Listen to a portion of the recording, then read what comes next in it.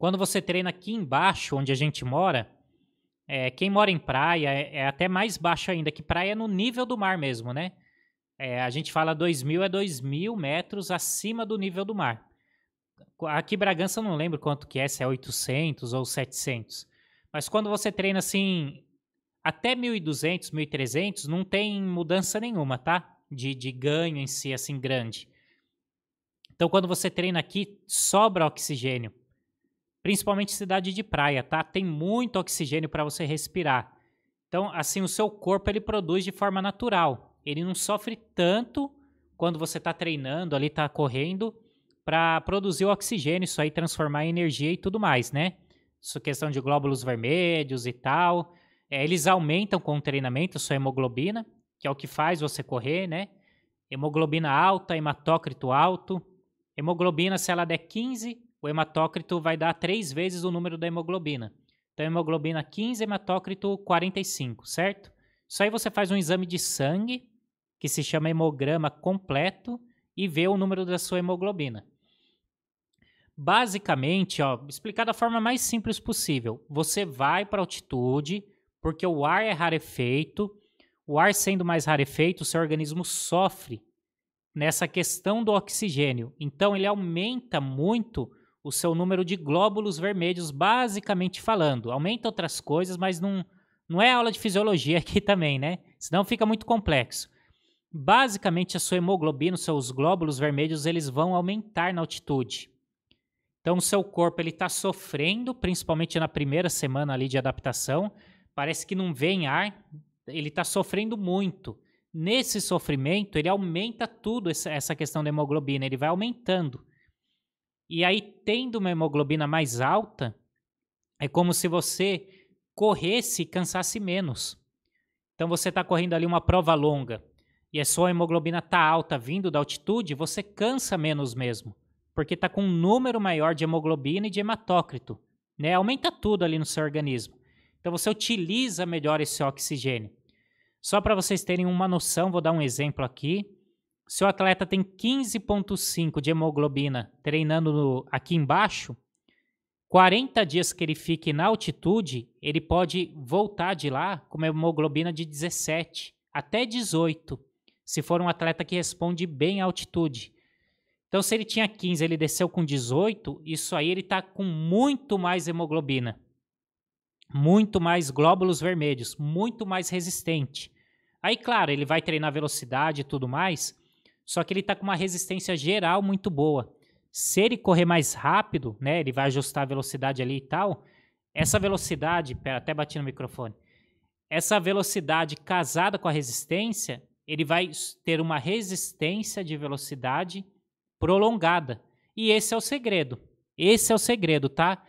Todo o resultado de um grande atleta a nível mundial de provas longas vem da altitude. É muito difícil um atleta treinar no nível do mar e ter bons resultados. Tem exceções? Claro que tem exceções. Mas assim, uma preparação feita na altitude, ela é tiro e queda. Só que o que acontece? Dario, se eu for fazer um treino longo em Campos do Jordão, já vai aumentar a minha hemoglobina? Não vai. Né? Você tem que ficar pelo menos 30 a 45 dias em média na altitude. Porque assim, ó, a primeira semana é só dor de cabeça, tá? Dor de cabeça mesmo, né? Eu conheço vários atletas que foram, ainda não fui. Pretendo ter essa experiência. Então, primeira semana é muita dor de cabeça, seu corpo fica muito cansado, muita dor de cabeça, fadigado, nível de ferro começa a descer, tem que fazer exame de sangue direto lá também. Seu corpo está sofrendo ali para se manter vivo, né? Para se manter ali. Segunda semana você já começa a se sentir melhor. E aí, normalmente, depois de uns 10 dias, 12 dias em média, começa a ficar mais fácil. E aí o seu corpo já está mais adaptado e está tendo ganhos daquilo. Ele está aprendendo a trabalhar com menos oxigênio, com oxigênio com ar mais rarefeito, e ele está produzindo mais hemoglobina.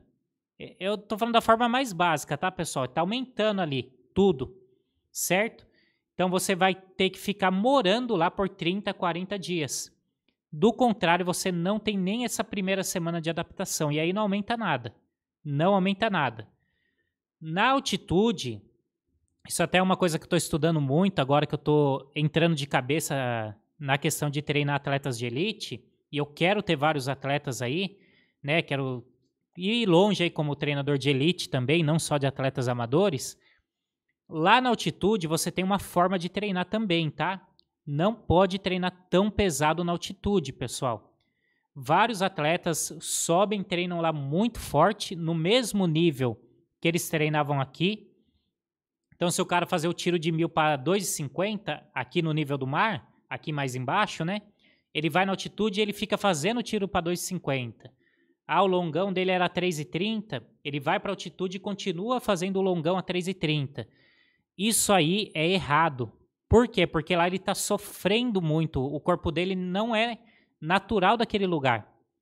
Ah, mas o queniano faz, Abelardo. O queniano mora lá, o queniano nasceu na altitude. Então, o queniano correr a 3,30 um longão na altitude é normal para ele. Enquanto o cara que subiu para lá não pode fazer isso. Pode dar certo quando ele descer? Pode dar certo. Mas tem vários estudos aí que mostram, e resultado também, né? Vários atletas fazem isso e não conseguem correr depois. O cara desce, fica exausto, que ele tem que fazer uma readaptação quando ele desce. Então, tem duas formas de você fazer um resultado. Fez lá 40 dias de altitude, certo? Deixa eu tomar mais uma aguinha aqui. Ó, ele fez lá 40 dias de altitude.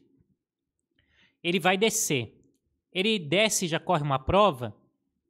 Pode fazer isso, tá? Essa é uma das formas. Ele sai da altitude desses 40 dias, vai direto para uma prova. Vamos supor que o cara ficou em Paipa 40 dias, ele vai correr a Maratona de Barcelona. Lá de Paipa ele vai direto para Barcelona, corre a prova, acabou a prova ele volta para o Brasil, certo? Essa é uma forma que funciona.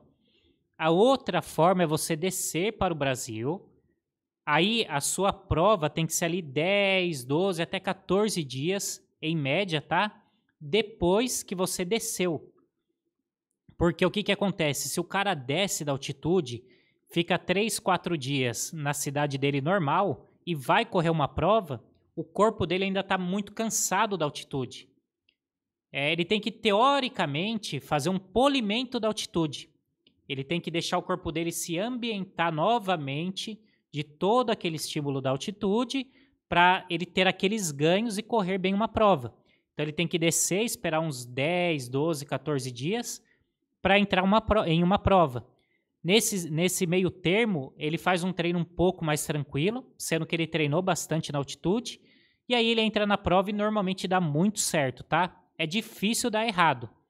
Se o cara faz dessa forma, agora se descer, ficar 3 dias e correr uma prova, aí, quando é prova longa no caso, a chance de dar errado é muito grande, pessoal, muito grande mesmo, tá?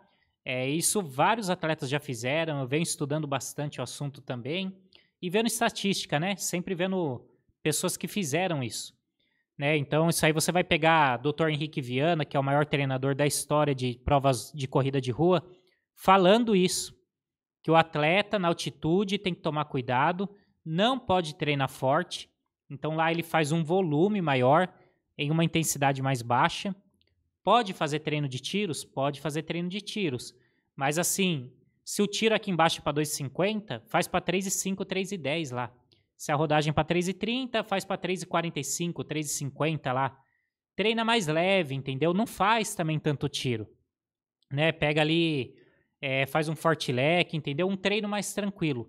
Essa é a forma que mais funciona.